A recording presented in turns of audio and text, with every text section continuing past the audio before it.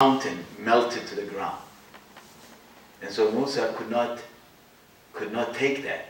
And so he fell unconscious to the ground, which means he couldn't even take a mountain melting to the ground. Forget about seeing Allah. So again, these concepts are really hard to grasp, but we can understand by thinking that these are beyond us. These are things that are beyond our physical being now in this dimension that we live in today. And as we said before, everything that's ghaib is beyond, is in another dimension that we cannot interact with now other than the limited interaction that Allah has allowed. So this is the tradition in which the Prophet ﷺ received revelation. And according to the history of the Prophet, the seerah, what's called the seerah, or the tradition of the Prophet ﷺ, around the time when he was turning 40, he got into the habit of taking provisions and meditating. He was disturbed by what was going on in Arabia and all these idols that they were worshipping and things of that nature. And he couldn't take it. He would go outside Mecca, into the hills. Mecca is surrounded by hills, rugged hills. If you've been there, desolate, totally empty hills that have no growth. And he would go to one of those caves, take provisions, and fast, and pray, and until one night, Laylatul Qadr, when this angel appears to him. And so that was part of the tradition. And so one of the important things to take away from that is that, and this is something we need to remind ourselves, he was not, when he received revelation, he was not at home. He was not in his bed, enjoying himself. He was looking for the truth. He was looking, and he was in a cave all by himself, thinking and meditating and praying and fasting. And he would do that days on end. He would do that days on end. And so around the time when he was 40, that's when he's received the revelation. And in the Qur'an tells us, this is verse number 86, chapter 28. وَمَا كُنْتَ تَرْجُو أَنْ يُلْقَى إِلَيْكَ الْكِتَابُ إِلَّا رَحْمَةً مِّن رَبِّكَ فَلَا تَكُونَنَّ ظَهِيرًا لِلْكَافِرِينَ.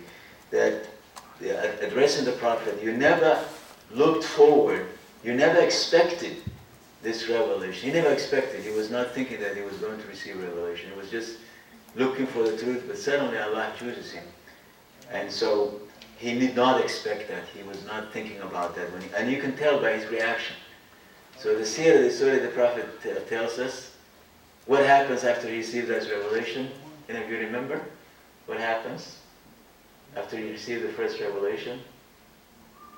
You don't know? He actually panicked. He was scared because he didn't understand what was happening to him. So he was really fearful. He runs home. To Khadija, to his wife, and he says, "Zammiluni, zammiluni," which is, he was really scared. He was feverish. He was beside himself. Khadija had to calm him down and tell him nothing wrong could happen to him. She knew he was a good man, so nothing. Because what kind of experience? He was out of his mind, out of this world experience. You see when it's described in the Qur'an, this was a strange experience that he didn't expect, and he was really scared. He didn't know what was happening to him. So Khadija takes him and talks to a relative of hers who knew about Christianity and Judaism and read the books, and he talks to him and asks him a few questions. What did you see? After he describes all of this, he says, I think you are a prophet of God, that you received some being from Allah. And so we'll see the description. Not only that, he was, despite the fact that he was a trader, remember he was in the employ of Khadija. She employed him when he was about in his 20s, and he was a trader going all the way to the north, to Jerusalem to trade. But he was unlettered, like more than almost 90-something% of the Arabian Peninsula, people could not read or write. So he was among those who couldn't read or write. He was not a writer, he was not a reader. And so that was also part of it was deliberate. And when the Quran talks about it, it says, وَمَا كُنْتَ تَتْلُو مِنْ قَبْلِهِ مِنْ كِتَابٍ وَلَا تَخُطُّهُ بِيَمِينِكَ إِذَا لَارْتَابَ الْمُبْطِلُونَ. It was deliberate. Allah designed it that way so that people would not doubt that this man who's unlettered, who never read a book, who never wrote anything, suddenly received this amazing book from Allah. And so it says, this is chapter 29, verse 48. You did not recite any book before, nor did you write it down with your hand, for then the votaries of falsehood would have had a cause for doubt. Those doubtful people would have said, oh, this guy was a writer, was a great writer, so now he comes up with this book. So it says, no, that didn't happen. He was unlettered. He was designed to be that way. It's for him to be unlettered and not know. So the Prophet ﷺ was there in the middle of the night, praying and contemplating and worshiping Allah the best he could, without knowing any revelation, without knowing anything that we know now, the revealed knowledge of the Qur'an. He was doing whatever he thought he could get closer to Allah. And when he suddenly, in the story of the Surah, you all know that he saw this being, and it will be described in Surah Al-Najm, we'll recite it in a few minutes. He sees this being, and that being somehow squeezes him, or he feels pressure on his body, and the being says, recite. And he said, I can't recite, I can't read anything. And he repeats it until he says, in the first 5 verses of Surah number 96, the first 5 verses only. That was the first revelation he received. And these 5 verses are very telling. Bismillah ar-Rahman ar-Rahim. اقرأ باسم ربك الذي خلق خلق الإنسان من علق اقرأ وربك الأكرم الذي علم بالقلم علم الإنسان ما لم يعلم. Those were the very first revelation that the Prophet ﷺ received. And it says in English, recite in the name of your Lord who created man from what? We talked about this the last time. Quran reveals itself depending on your knowledge. And for a long time people always translated alaq as a clot of blood. And every translation you will see that from a blood clot, al-alaq. But as we talked about the last time, one of the scientists who studied the Qur'an, French scientist, said no, it couldn't be a clot. So if you go back to the original meaning of the word alaqa, it's a hanging substance. So he said the embryo has to hang from the uterus. And so again, this is one of the most important facts about the Qur'an. It talks about a lot of, it refers to a lot of scientific things. It talks about the earth and its different phenomena, the different lives on the earth. It talks about cosmology. It talks about the heavens and the earth and all of those. And so that kind of, however you understand it would depend on how much knowledge you have of those things. So this French scientist came up with the idea that it's not a congealed blood like, and I'm sure all of your translations would say that. Look up any translation. Anybody has a translation? The second verse, created man or human come from a clot of congealed blood. That's what my translation says. What does it say? And there's a translation called State International. They translate it, I think it's a good translation, the clinging substance. Oh, see, until this scientist came up with that idea, every translation would say clot of blood. So he said clinging substance. So again, the idea is that the Quran will reveal to you, depending on your knowledge, the area of your specialty, something that it may not reveal to somebody who doesn't know anything about that area. So that's what that scientist came up with. And now most people who are familiar with that would say, no, it's not a clot of blood, but it's say it again, what does it say? Substance. Clinging substance. Clinging substance, Yes. yeah. That's more like it. And it's a word in the Quran itself, and people would translate it to whatever their understanding is. But then if somebody comes up and says, no, this is not the way it is, and contributes that way. Recite, and your Lord is most generous, who taught by the pen, taught mankind what they knew not. So these 5 verses talk about recitation, reading, they talk about writing, they talk about the pen, they talk about knowledge. That's what Islam and the Qur'an is about. You wouldn't know that when you look at the state of the Muslim world today. The Muslim world, among the most ignorant, unlettered people in the world. Literacy rates are so low.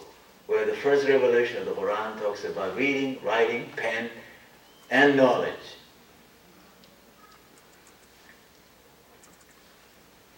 Then you are familiar with Surah Al-Qadr that talks about that particular, the significance of that night. And so the significance, we commemorate the significance of that night during Ramadan, looking for Laylatul Qadr, the night of destiny. Maybe that's the best way to translate. The night of destiny, that's when the destiny of humanity was determined, when Allah decided to reveal His knowledge, the last message to humankind, through Muhammad alayhi salatu wasalam. إِنَّا أَنزَلْنَاهُ فِي لَيْلَةِ الْقَدْرِ وَمَا أَدْرَاكَ مَا لَيْلَةُ الْقَدْرِ لَيْلَةُ الْقَدْرِ خَيْرٌ مِّنْ أَلْفِ شَهْرٍ تَنَزَّلُ الْمَلَائِكَةُ وَالرُّوحُ فِيهَا بِإِذْنِ رَبِّهِم مِّن كُلِّ أَمْرٍ سَلَامٌ هِيَ حَتَّى مَطْلَعِ الْفَجْرِ. Verily we have sent this Qur'an down in the night of Al-Qadr, the night of destiny, or the night of decree, the night of power. And what will make you know what the night of power or the night of destiny is?